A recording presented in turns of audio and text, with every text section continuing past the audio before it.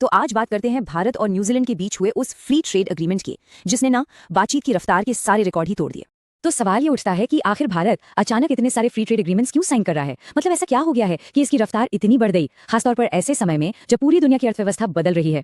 सबसे पहले ये समझना जरूरी है कि ये फ्री ट्रेड एग्रीमेंट यानी एफटीए होता क्या है। देखिए, बहुत आसान भाषा में कहें तो ये दो या दो से ज्यादा देशों के बीच एक डील होती है। इसमें वो तय करते हैं कि एक दूसरे के सामान पर जो टैक्स लगता है, जिसे टैरिफ कहते हैं, उसे या तो कम कर देंगे या फिर बिल्कुल ही खत्म कर देंगे। इससे होता क्या है, व्यापार आसान हो जाता है और बढ़ जाता है। तो चलिए अब थोड़ा समझते हैं कि दुनिया में ऐसा क्या चल रहा है जिसकी वजह से भारत को ये नई व्यापार रणनीति अपनानी पड़ रही है। देखिए, एक तरफ तो दुनिया में प्रोटेक्शनिज्म बढ़ रहा है, मतलब कई देश अपने बाजार दूसरों के लिए बंद कर रहे हैं। ऊपर से सप्लाई चेन्स भी बदल रही हैं। ऐसे में भारत का एक के बाद एक एफटीए साइन करना ये कोई इत्तेफाक नहीं है, ये एक सोची समझी रणनीति है। इसका सीधा सा मतलब है कि भारत कुछ गिने चुने देशों पर अपनी निर्भरता कम करके अपनी अर्थव्यवस्था को ज्यादा मजबूत बनाना चाहता है। और इस स्लाइड को देखिए, जो सबसे दिलचस्प बात है वो है रफ्तार। 2021 से लेकर अब तक मॉरिशस, यूएई, ऑस्ट्रेलिया, ईएफटीए और अब यूके, ओमान और न्यूजीलैंड के साथ भी बात पक्की हो गई है। तो ये जो न्यूजीलैंड वाला सौदा है ना, ये इसी तेज रफ्तार वाली कड़ी का सबसे नया हिस्सा है। तो चलिए अब सीधा मुद्दे पर आते हैं। ये जो भारत न्यूजीलैंड डील हुई है, इसकी खास बातें क्या है और ये भारत की बड़ी वाली स्ट्रैटेजी में कहाँ फिट बैठती है। सबसे बड़ी और सबसे पहली जीत भारत के लिए 100% ड्यूटी फ्री एक्सेस। इसका मतलब है कि भारत से जो भी सामान न्यूजीलैंड जाएगा उस पर कोई जीरो टैक्स नहीं लगेगा। ये बहुत बड़ी बात है। और बात सिर्फ सामान बेचने की नहीं है, इस डील में निवेश भी शामिल है। न्यूजीलैंड ने वादा किया है कि वो अगले 15 सालों में भारत में $20 बिलियन का एफडीआई यानी सीधा निवेश करेगा। तो ये डील सिर्फ व्यापार की नहीं बल्कि एक बड़े और लंबे इन्वेस्टमेंट की भी है। सामान और पैसे के अलावा लोगों के लिए भी इसमें बहुत कुछ है।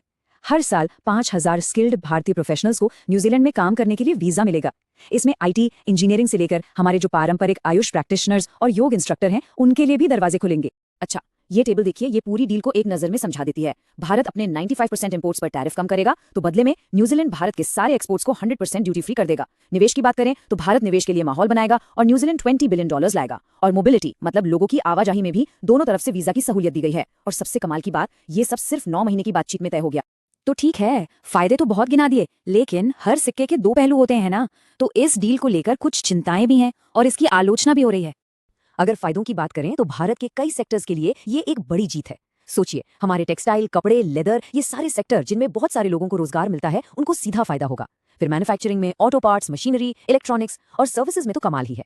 IT, engineering, health care professionals, यहाँ तक कि योग सिखाने वालों और भारतीय शेफ के लिए भी रास्ते खुल रहे हैं।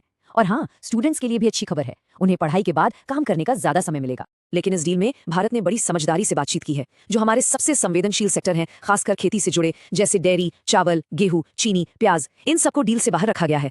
ये एक बहुत बड़ा कदम है जिससे लाखों किसानों के हितों की रक्षा हुई है। अब जरा दोनों तरफ का नजरिया देखते हैं। जहां भारत में इसे एक बड़ी जीत के तौर पर देखा जा रहा है, जाहिर है मार्केट मिल रहा है, नौकरियां बढ़ेंगी, निवेश आ रहा है। वहीं दूसरी तरफ न्यूजीलैंड में इसको लेकर काफी चिंताएं हैं। उन्हें लग रहा है कि उनके डेयरी सेक्टर को कुछ नहीं मिला और उनके लोकल मैन्युफैक्चरिंग पर असर पड़ सकता है। और ये चिंताएं सिर्फ हवा में नहीं है। न्यूजीलैंड के विदेश मंत्री विंस्टन पीटर्स ने तो इसे साफ साफ एक लो क्वालिटी अग्रीमेंट यानी एक घटिया समझौता कह दिया। उनका कहना है कि न्यूजीलैंड ने इमिग्रेशन और इन्वेस्टमेंट पर भारत को बहुत कुछ दे दिया, लेकिन बदले में जो उनके लिए सबसे जरूरी था, जैसे डेयरी एक्सपोर्ट्स, उस पर उन्हें कुछ भी खास नहीं मिला। तो अब थोड़ा जूम आउट करते हैं। इस डील को सिर्फ व्यापार के चश्मे से नहीं बल्कि भारत की जो लंबी और बड़ी योजनाएं हैं उस नजरिए से देखते हैं।